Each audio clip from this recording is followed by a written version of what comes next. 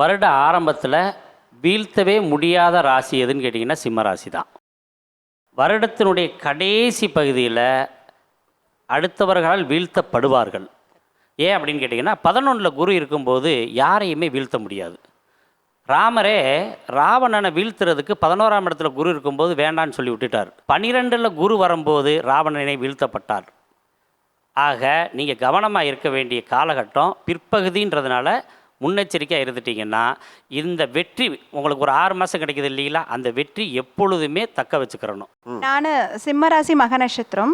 எல்லாரும் என்ன சொல்லுவாங்கன்னா சிம்மராசி நீ எங்கேயோ போவேன்னு சொல்லுவாங்க. ஆனால் டெய்லி டிஃப்ரெண்ட் ப்ராப்ளம்ஸாக இருக்குது. ஒரு பலன் சொல்கிறேன், ஆமாவா இல்லையான்னு சொல்லுங்கள். உங்கள் 32 வயதுலேயே உங்கள் குடும்ப வாழ்க்கையெல்லாம் எல்லாம் ஃபினிஷ் ஆயிடுச்சு.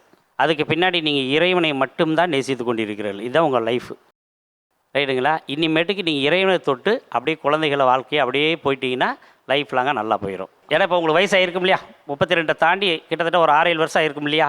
40 வயசு. ஆமாம், இந்த 6 வருஷத்தை நீங்கள் புரிஞ்சுக்கிட்டீங்கன்னா சரி, 8 வருஷத்தை அப்போ ஆஃபீஸில் எல்லாம் ப்ராப்ளம் வராது, அதெல்லாம் பிரச்சனை சால்வ் பண்ணிடுவீங்க. உங்களை ஜெயிக்கிறதுக்கு முடியாது. சிம்மராசி மக நட்சத்திரம் வந்து என்னன்னு கேட்டிங்கன்னா உலகத்திலே ஞானம் மிக்கவர்கள். குடும்ப வாழ்க்கையில் மட்டும்தான் பெண்களுக்கு 32 வயசுக்கு மேலே பிரச்சனை வரும்.